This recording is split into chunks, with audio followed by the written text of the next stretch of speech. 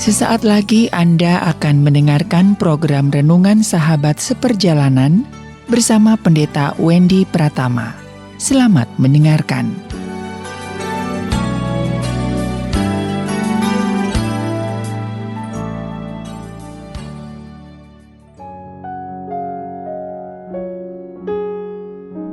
Selamat berjumpa kembali dalam layanan audio Sahabat Seperjalanan. Hari ini adalah hari Minggu 12 Desember 2021. Tema renungan dan saat teduh kita dengan judul Ketika Kebaikan Tidak Dihargai. Ketika kebaikan tidak dihargai. Firman Tuhan terambil dalam Yeremia 6 ayat yang ke-16. Demikian bunyi firman Tuhan. Beginilah firman Tuhan. Ambillah tempat di jalan-jalan dan lihatlah. Tanyakanlah jalan-jalan yang dahulu kala, di manakah jalan yang baik? Tempuhlah itu, dengan demikian jiwamu mendapat ketenangan. Tetapi mereka berkata, kami tidak mau menempuhnya. Di dalam Roma 12 ayat 12 dikatakan, jangan engkau kalah dengan kejahatan, tetapi kalahkanlah kejahatan dengan kebaikan. Mari kita berdoa. Bapa yang di dalam surga, ya Tuhan, menjadi orang baik dan berbuat baik di zaman sekarang ini bukan perkara-perkara mudah. Tatkala kami berbuat baik lalu kami mendapatkan respon yang tidak baik, itu membuat kami hilang semangat, bahkan kami berhenti berbuat baik. Yang terparah, kami mencoba melakukan tindakan perlawanan untuk perbuatan tidak baik kepada kami semua. Dalam nama Tuhan Yesus kami berdoa, amin.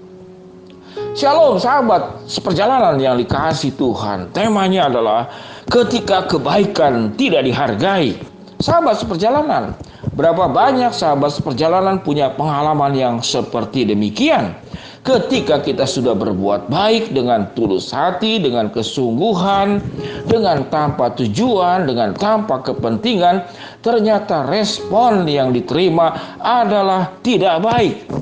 Sedangkan kita meyakini kalau kita menabur, saudara-saudara, menanam mangga akan tumbuh buah mangga.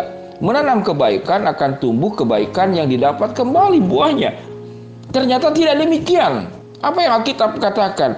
Ketika engkau berbuat baik, lalu mendapatkan respon yang tidak baik, kalahkanlah kejahatan itu dengan kebaikan. Tetapi apa yang terjadi dengan pengalaman-pengalaman sahabat seperjalanan?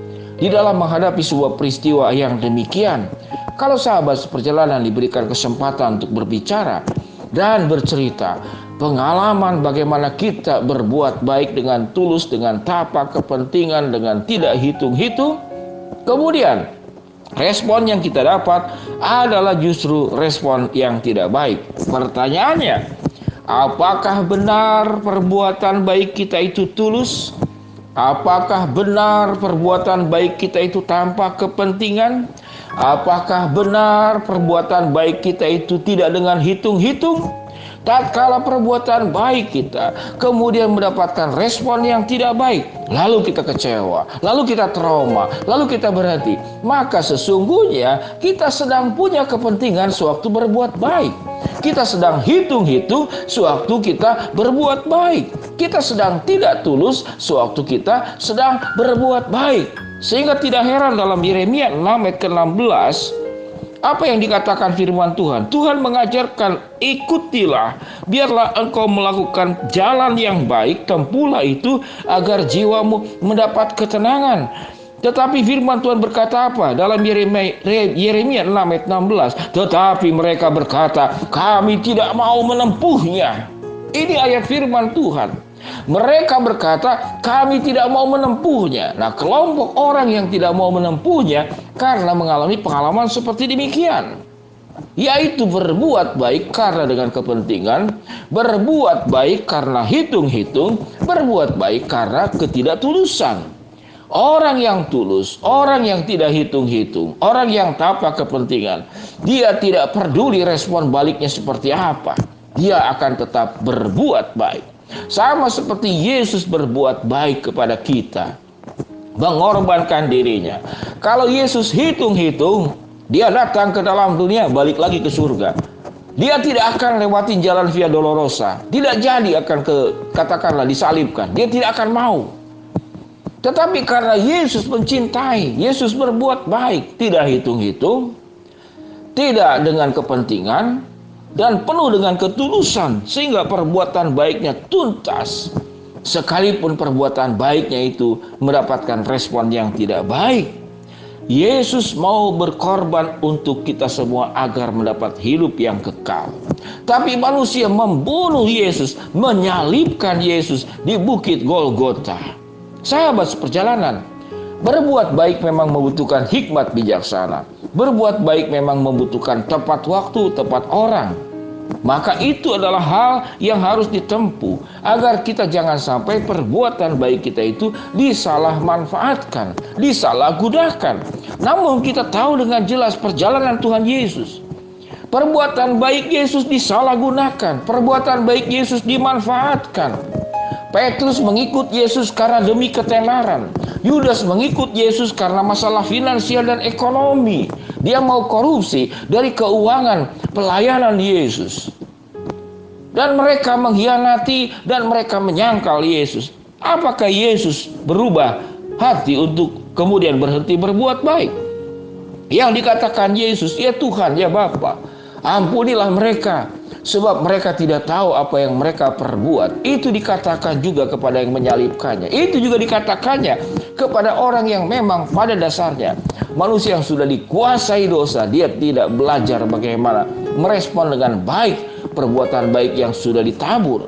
Jangankan kita berbuat baik direspon baik, Yesus yang berbuat baik demi kepentingan yang paling mendasar bagi hidup manusia, keselamatan jiwanya pun juga tidak dihargai.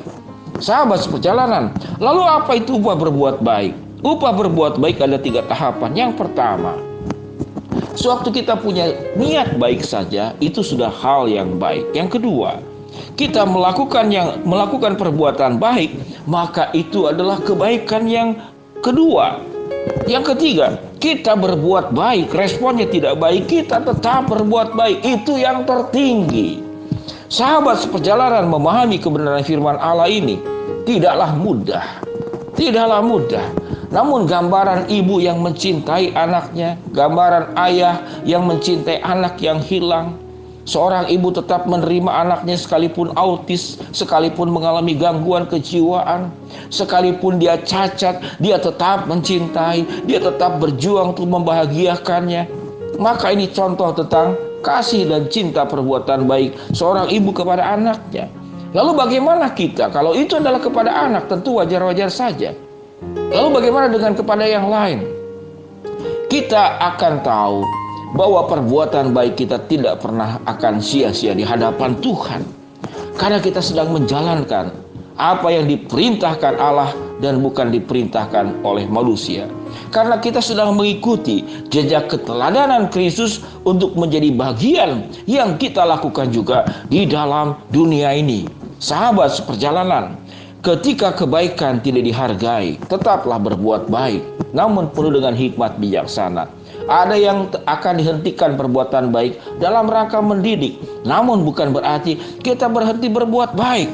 Orang yang berbuat baik sudah diberikan anugerah. Niat saja sudah anugerah luar biasa. Berbuat baik itu anugerah luar biasa. Namun waktu berbuat baik direspon tidak baik, kita tetap berbuat baik, maka itu adalah hal yang paling indah. Engkau sedang berbuat baik tanpa kepentingan, engkau sedang berbuat baik tanpa hitung-hitung, engkau sedang berbuat baik dengan ketulusan. Pemahaman kebenaran firman Allah ini membutuhkan sebuah kedewasaan rohani dan selamat berjuang untuk tetap menjalankan kebenaran firman Allah. Tempuhlah dan engkau akan mendapatkan ketenangan. Jiwamu akan mendapat ketenangan. Ketika kebaikan tidak dihargai, tetaplah berbuat baik, berjalanlah bersama dengan Yesus. Mari kita berdoa. Bapa yang di dalam sorga, ya Tuhan, hamba-Mu berdoa buat yang sakit, Tuhan jamah sembuhkan, yang sedang menghadapi masalah, Tuhan bukakan jalan, yang sedang memohon berharap sesuatu, Tuhan akan kabulkan sesuai dengan waktu, rencana, dan kehendak-Mu. Di dalam nama Tuhan Yesus kami berdoa. Amin. Shalom sahabat seperjalanan yang dikasihi Tuhan. Selamat beribadah. Happy Sunday. Tuhan memberkati kita semua. Amin.